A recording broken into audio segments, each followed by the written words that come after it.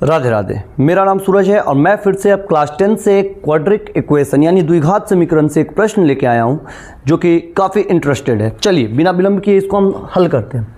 यहाँ बोला जा रहा है सवाल में, हंसों के झुंड में कुल संख्या के वर्गमूल के 7/2 तालाब के किनारे खेल रहे हैं। अब हंसों का झुंड है, झुंड यानी अनेक हंस है, एक से अधिक है, तो हमारे पास हंस मालूम नहीं है कि कितने हंस है। तो पहले हम यहाँ पे मान लेते हैं कि माना कि हंसों की संख्या बराबर x। हम यहाँ पे ये मान के चलते हैं। अब सवाल से हम क्या कहते हैं, सवाल हमें कह क्या रहा है, झुंड में कुल संख्या के वर्गमूल का 7/2 तालाब के किनारे खेल रहा है। मतलब कुल संख्या का अगर हम वर्गमूल, ये बात ध्यान रखिएगा, कुल संख्या अगर हमें x माने तो x का इसका वर्गमूल √x होगा, लेकिन अगर सिर्फ वर्ग कहता तो स्क्वायर होता। वर्गमूल और वर्ग दोनों में डिफरेंस देख लीजिएगा बच्चों। तो यहां देखिए, यहां पर कुल संख्या के वर्गमूल का 7/2 तालाब के किनारे खेल रहे हैं और शेष 2 पानी में तैर रहे हैं। तो यानी अब कितना, क्या स्थिति है कि कुल संख्या का वर्गमूल का 7/2, देख लीजिए, कुल संख्या का वर्गमूल का 7/2 तालाब के किनारे, और शेष 2, तो शेष जो 2 बचे उसको भी हम ले आते हैं प्लस में, तो शेष 2 पानी में तैर रहे हैं, तो शेष 2 तो यानी 2 हो गए। टोटल हमारे पास इन कैलकुलेशन का x आया। क्यों? क्योंकि जितने भी हंस हैं उनका वर्गमूल का 7/2 और 2 मिला के टोटल हंस होता है। अब यहाँ देखिए, तो यहाँ हम लिख सकते हैं √x गुने 7/2 बराबर x-2, क्योंकि इस 2 को हम उधर ले गए। अब यहाँ देखिए ना, हम दोनों तरफ वर्ग करते हैं। यहाँ पर हमारे पास है कि दोनों तरफ वर्ग करने पर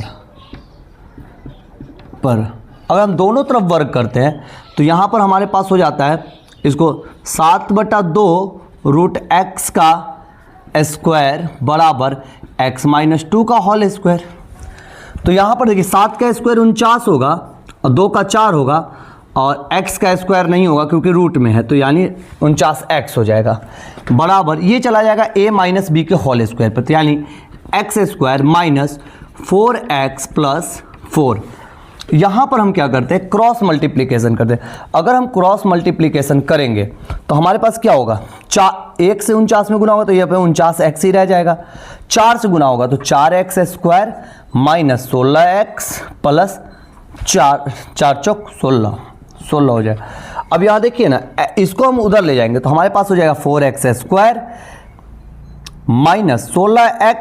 - 49x + 16। हमने क्या किया कि इस 49 को उधर ले जाकर रख दिया, बराबर इक्वेशन में 0 है क्योंकि इधर कुछ नहीं बचा। तो यहाँ देखिए, हम यहाँ पे सॉल्व करते हैं आपको, तो यहाँ देखिए 4x², अब देखिए 16x भी माइनस में, 49x भी माइनस में, तो इन दोनों को हम जोड़ लेते हैं। तो 9 6 15 की 5 माइनस लगेगा क्योंकि दोनों माइनस में, 15 की 5 हासिल 1, 4 1 5 1 6, 65x + 16 बराबर 0। तो अब यहाँ पर आप देख सकते हैं कि यहाँ पे क्वाड्रिक इक्वेशन एक तैयार हो गया, 2 पावर 1 पावर अचर राशि। ठीक, तो यहाँ से हम गुणनखंड कर सकते हैं मध्य पद तोड़ के या फिर वर्ग विधि से, चाहे जो भी। हम यहाँ पर तोड़ते हैं मध्य पद तोड़कर। मध्य पद तोड़ा कैसे जाता है, लास्ट में फर्स्ट से गुना किया जाता है। अगर हम 16 से 4 में गुना करते हैं, जहाँ पे हम रफ करते हैं थोड़ा सा, तो 64 आता है, 16 चौको 64, और 64 का गुणनखंड करते हैं तो 64 गुने 1। हमें गुणनखंड इसका बहुत सारा हो सकता है, लेकिन हमें ऐसा गुणनखंड लेना है, देखिए जैसे 64 का गुणनखंड 64 गुने 1 यानी 16 गुने 4 भी हो सकता है, 8 गुने 8 भी हो सकता है, 8 8 64, 16 चौको 64 4। लेकिन हमें देखना है कि इन किसी एक को जोड़ने या घटाने पर 65 आना चाहिए। तो देखिए 64 गुने 1 को जोड़ने पर हमें बीच वाला प्राप्त होता है, तो ये वाला सही है हमारा। तो यहाँ पर हम लिखेंगे 4x² - 64x - x, 64x और 1x + 16 बराबर 0। अब इन दोनों में हम कॉमन लेंगे, तो कॉमन लेंगे तो क्या हो जाएगा, 4 और x कॉमन हो जाएगा, तो इस यहाँ पे x बचेगा और यहाँ पे हो जाएगा 16, x - 16। तो सेम कंडीशन यहाँ पर भी लागू होगा, x - 16। अब यहाँ लास्ट से देखिए माइनस, तो हम देंगे माइनस, क्योंकि माइनस से गुना करने पर प्लस। अब यहाँ देखिए 16 है तो यहाँ पर में 1 दे देते हैं क्योंकि सेम कंडीशन ठीक हो जाएगा।